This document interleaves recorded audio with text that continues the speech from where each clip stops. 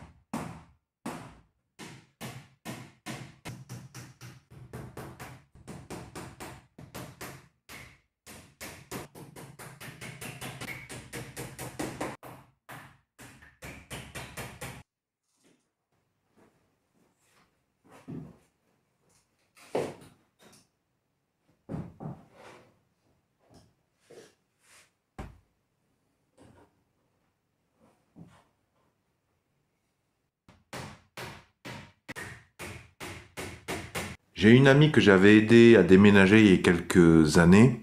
Et là, elle redéménage et elle m'a proposé de récupérer gratuitement cette armoire. Je crois que c'était une armoire Ikea. Et alors moi, je suis pas un très très grand fan des meubles type Ikea Conforama en aggloméré parce que ce sont des matériaux qui s'abîment très facilement, sans parler des pièces accessoires, notamment la quincaillerie. Et la moindre pièce de rechange est revendue parfois très cher. Et alors mon point de vue, pour éviter la casse, pour déplacer dans ma camionnette, c'est de tout démonter et de tout enlever la moindre quincaillerie. Et donc, concernant le fond, le panneau du fond là, eh bien avant transport, je retire tous les clous. Donc là, j'ai fait la démonte, j'ai fait le déménagement et je suis en train de terminer la remonte. Et il me manque des clous. Alors je voulais en profiter de l'occasion pour les mamans célibataires qui sont tout le temps en train de courir à 300 km à droite à gauche et qui n'ont pas trop les infos, ou pour les profanes. Alors le conseil que je voulais donner, là je vous ai gardé des clous qui n'étaient pas fournis avec l'armoire et qui ont été utilisés comme clous de repli, parce qu'il en manquait certainement.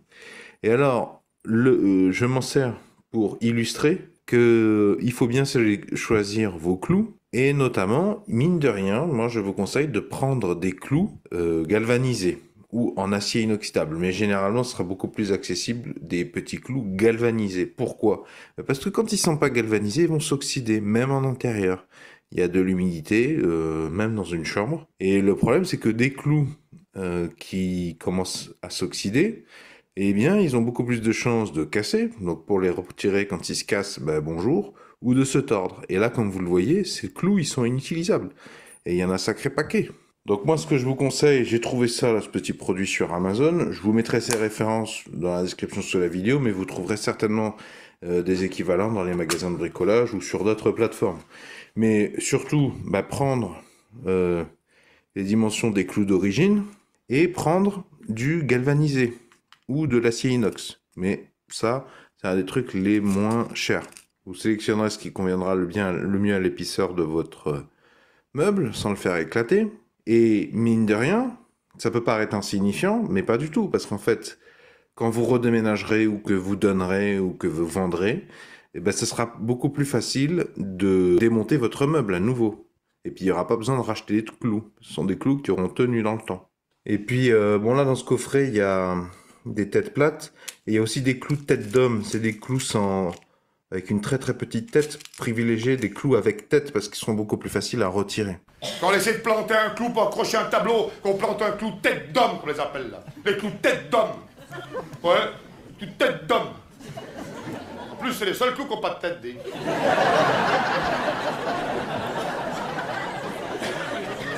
Il y a un message de Laurent Merlin ou pas?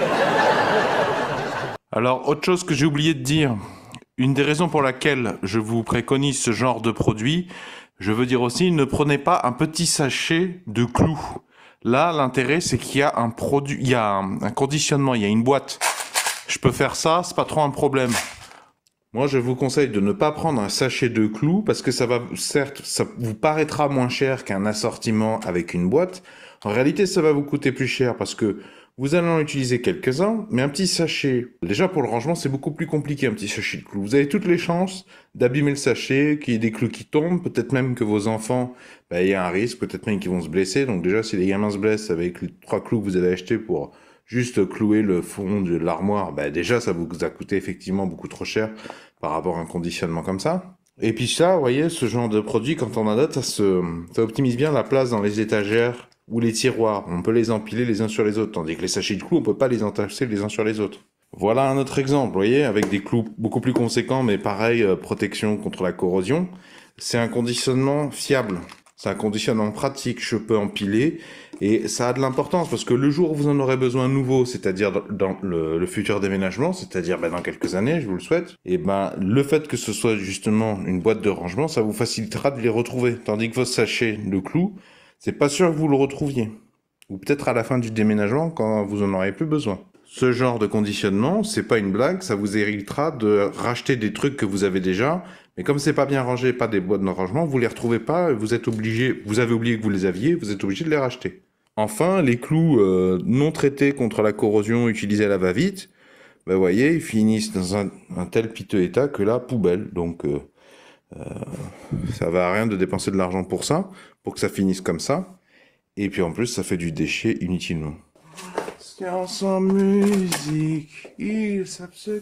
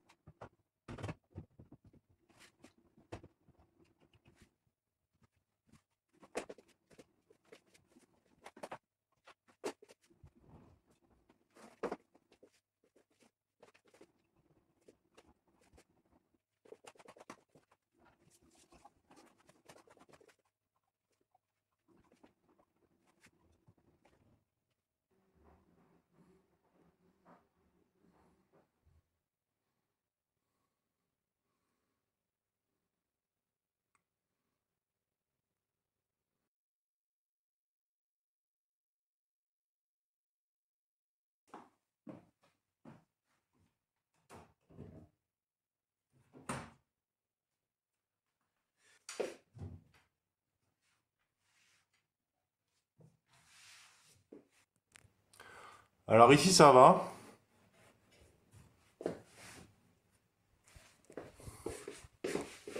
Mais ici, vous voyez par contraste, je l'ai monté trop la frise visiblement. Je l'ai trop surélevé là. J'aurais dû le mettre plus collé au sol. Mais c'est peut-être dû à mon parquet, c'est une vieille maison avec un parquet qui est très déformé, c'est peut-être ça aussi.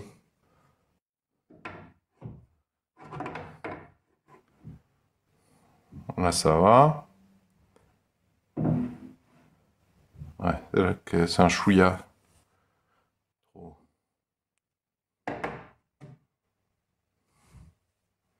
Hmm.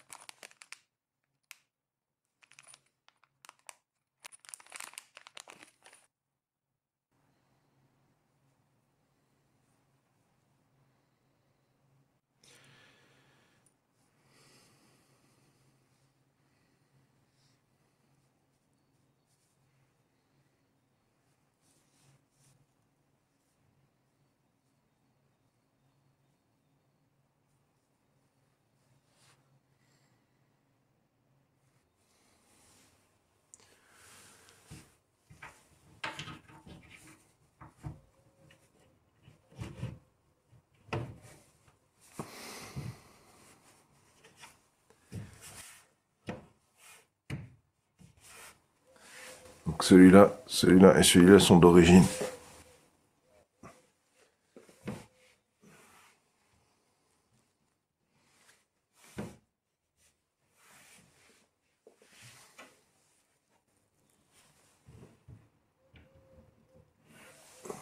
Mais la queue est quand même un peu moindre. Et puis je crois que le trou est pas mal abîmé aussi.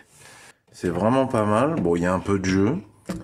Mais surtout, en fait, le problème, c'est qu'il y a un petit jeu, en fait. Tu vois, il manque enfin, une petite cale, là. Faut tenir compte que ça m'a l'air... déjà, c'est fileté, tandis que la queue, là, elle est pas filetée. Ça m'a l'air un chouïa plus large. Et du coup, ça crée du fait... Si tu veux, si je le mets ici en pression, par le poids, ça fait apparaître un jeu là-bas. Voilà. Donc, il faudrait une cale. Il faudrait un truc qui irait là, plutôt... Alors, je fais avec ce que j'ai. Hein. Voilà. Des petites rondelles inox, là. Là, c'est bon, tu vois.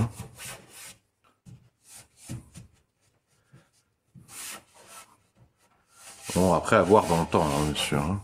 Voilà, donc il est là. Là, c'est droit. Là. Donc moi, dans mon cas, il y en a un qui était pété. J'ai pas de quoi le souder, le ressouder. Pas à ma connaissance. Donc c'est pour ça que je me suis donné la peine. Je trouvais que le sujet, si j'arrivais à trouver quelque chose sur AliExpress, ça pouvait être intéressant. Je vous mets les références de ça dans la description sous la vidéo. Mais bon, c'est pas mal, mais c'est quand même plutôt incomplet. Alors, ceci dit, je pourrais m'y rattraper peut-être en perçant à côté. Parce que si je perce à nouveau mes trous, je peux réajuster la hauteur du trou, comme ça j'ai pas besoin de cale. Mais bon, si je dois faire... Donc ça impliquerait de faire deux trous au moins. Un pour là où il va là, lui, et l'autre là. Bon, si c'est pour faire des trous, à la limite, peut-être ne pas se prendre la tête avec ces formats bizarres. Et prendre des trucs les moins chers encore que ça, et plus simples encore à installer, ça existe. Et puis le but c'était un petit peu de trouver une solution alternative clé en main, plus simple à trouver, beaucoup plus économique que la quincaillerie d'origine Ikea. Là. Je sais même pas où la trouver.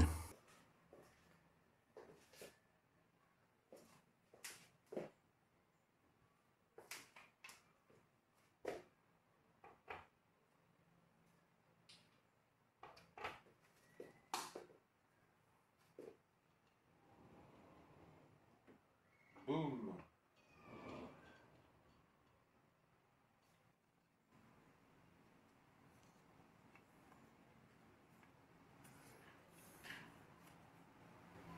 J'ai pas très envie de les remettre parce que c'est déjà abîmé. Et puis en plus, je viens de le montrer, ça réduit l'ouverture, l'amplitude de la moitié du placard. Si c'est pour l'abîmer encore plus, c'est pas la peine.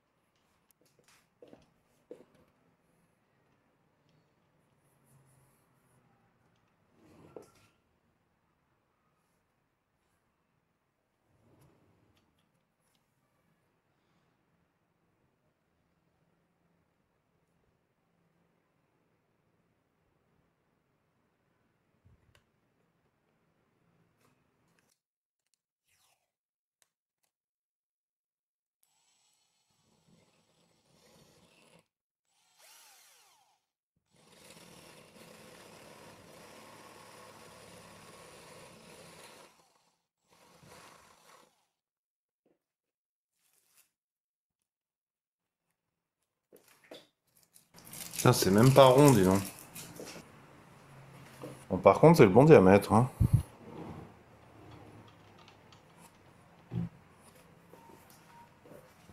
Il était une bergère, héron, petit patapon.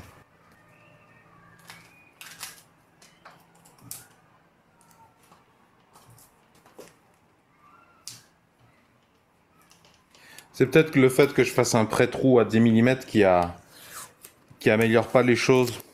Ça sera peut-être mieux là en perçant directement à 18.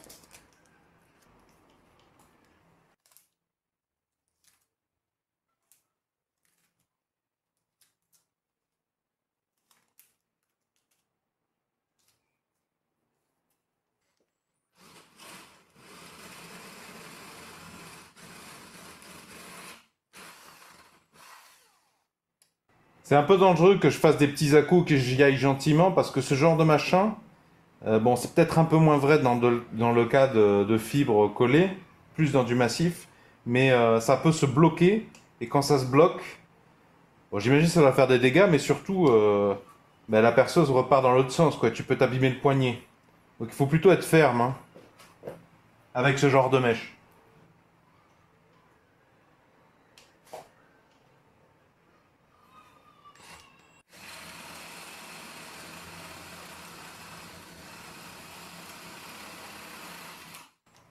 Voilà, typiquement, faut pas t'arrêter.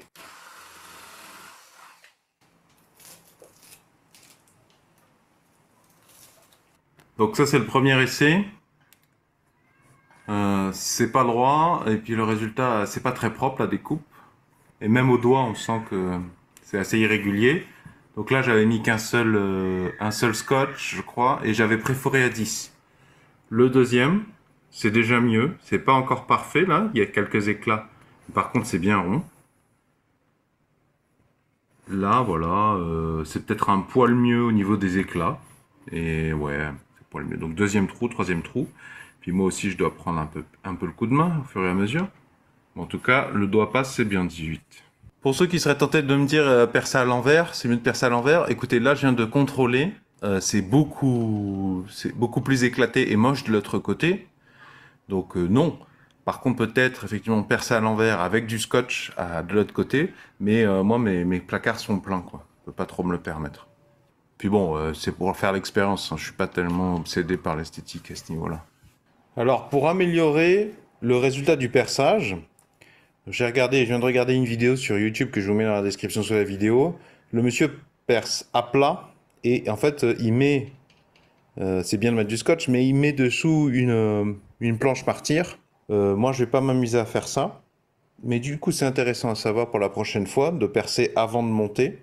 Donc du coup, peut-être utiliser 2-3 serre-joints pour mettre quelque chose derrière. Moi, j'ai essayé, mais mes serre-joints ne sont pas assez larges. Donc tout simplement, je vais essayer de tenir pour empêcher la planche de vibrer quand on perce. Mais il faut faire évidemment bien attention parce qu'on pourrait, si on se loupe, je pourrais me faire des blessures graves.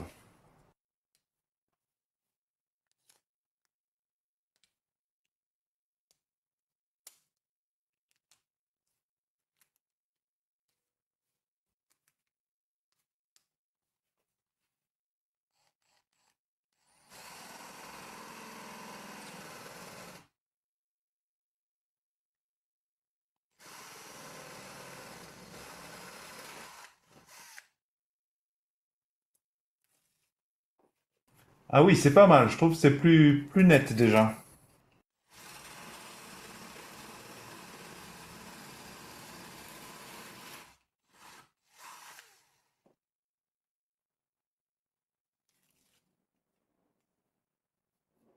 Oui, c'est confirmé, c'est plus net.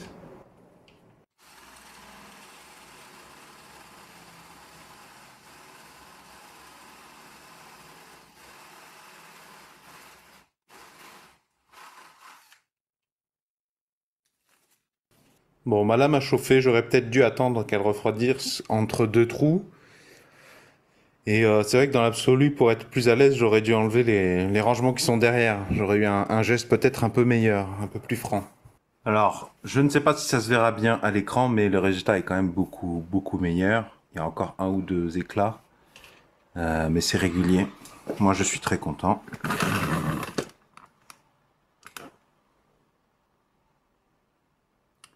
Alors, pour ceux qui, comme moi, ne pourront pas déposer la porte pour percer sur une planche martyre en aggloméré, et qui seraient tentés de mettre une cale qui aurait des serre-joints suffisamment larges, petite précision, avec ce genre de mèche, je ne sais pas. Je ne sais pas si c'est parce que je ne sais pas bien l'utiliser, je l'entretiens mal, je ne sais pas s'il faut la lubrifier au niveau de la tête, je ne sais pas si c'est parce que c'est du matériel d'entrée de gamme, mais j'ai eu du mal à percer, alors que pourtant c'est de l'aggloméré, ça chauffe.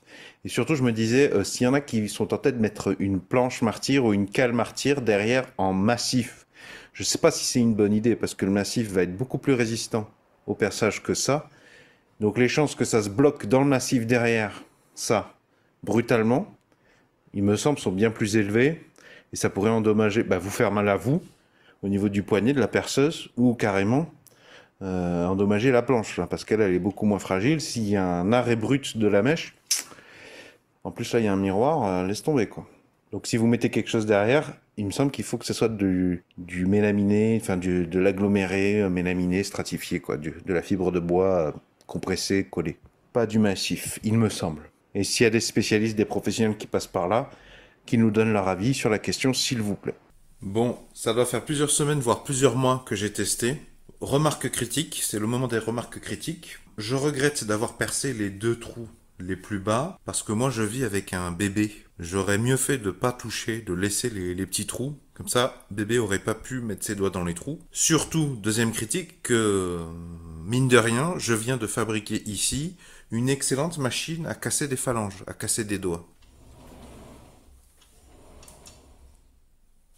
Voilà.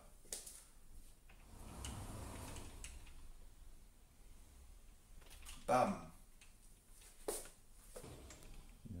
Bam. Tu te souviens, la remonte, j'ai mis les cales en plastique noir, mais pas les cales plastique transparentes. Donc là, par exemple, ça protège un peu. Voilà, ça empêche d'aller taper là-dedans. Et de ce côté, même histoire. Ça empêche là d'aller taper là-bas. Mais du coup, j'ai pas de cale pour ce rail de ce côté. Et j'ai pas de cale non plus pour ce rail de ce côté. Il aurait fallu que je laisse les cales transparentes. Mais moi, je suis plutôt content d'avoir l'amplitude maximale. Seulement, quelqu'un qui connaît pas, t'accompagne un copain, un bébé, s'il connaît pas, ou moi-même, un jour où je suis alcoolisé ou fatigué, eh ben, je peux me péter le doigt. Mais tu vois, même avec l'amplitude maximale, en ayant mis la moitié des cales, ça frotte un peu, il me reste un peu des zones d'ombre. Donc, voilà, mine de rien, ça partait d'une bonne intention, mais j'ai fabriqué une machine à casser des doigts, mine de rien. Je vais peut-être mettre un truc, du coup, pour limiter la casse. Par exemple, là, j'ai une chute de corniche PVC. Peut-être en mettre un bout derrière, pour empêcher que tu puisses agripper, mais pour limiter le fait que tu rentres ton doigt. Parce que si tu dois tirer en urgence, j'imagine que c'est bien qu'il y ait un truc qui permette que tu agrippes, mais que tu mettes pas ton truc, parce que c'est quand ton doigt, là, c'est les forces de frottement qui t'empêchent de tirer d'un coup, quoi. Là, j'ai mis du ruban adhésif toilé, mais c'est temporairement. C'est parce que bébé commençait, en plus par mimétisme, les bébés veulent faire tout ce que font les adultes, et donc il a attrapé préférentiellement les trous les plus bas. Et donc rétrospectivement, je préférais les boucher, tu vois, donc je préfère le dire, ça aurait mieux fait de laisser les petits trous ici. Parce que le temps que bébé grandisse pour pouvoir attraper cela, normalement, mentalement, il sera quand même un autre individu, beaucoup plus conscient. Donc toi, si tu cherches une solution, peut-être pense ce problème en amont ou trouve une autre solution, parce que là, mine de rien, ça va être du taf de savoir comment je vais coller ça. Surtout que comme il faut que ça puisse rentrer là dans l'épaisseur, ça t'empêche d'utiliser la première cale venue. Il va falloir une cale qui est quand même suffisamment mince, parce que sinon tu vas la taper et l'arracher.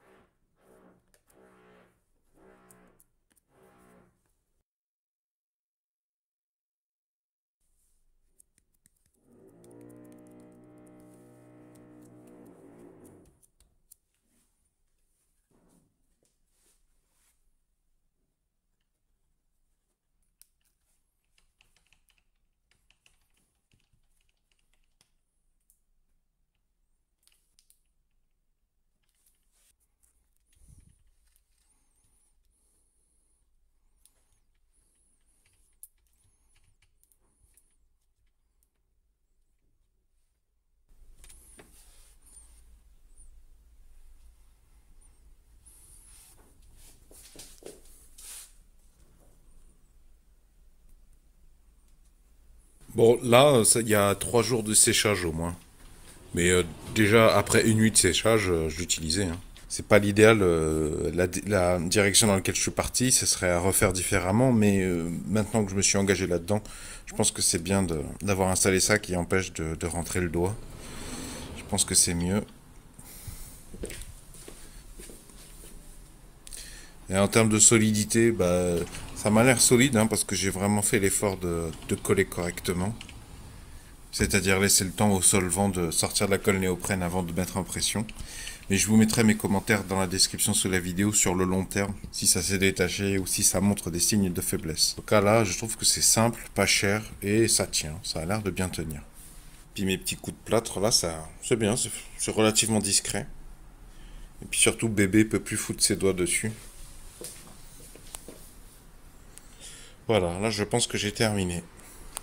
Dans la description sous la vidéo, je vous ai mis les noms des outils que j'ai utilisés et je vous ai mis des références précises. Je vous invite à en prendre connaissance. J'espère que ce retour d'expérience vidéo pourra vous aider à vous sortir de la situation dans laquelle vous êtes.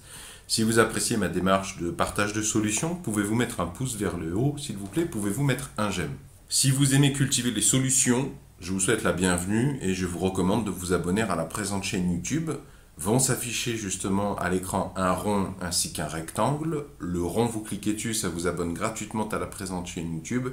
Quant au rectangle, si vous cliquez dessus, cela vous emmènera vers tous les épisodes de la thématique Astuces pour la maison, pour celles et ceux qui veulent devenir chaque jour plus capables de réparer et entretenir eux-mêmes leur foyer.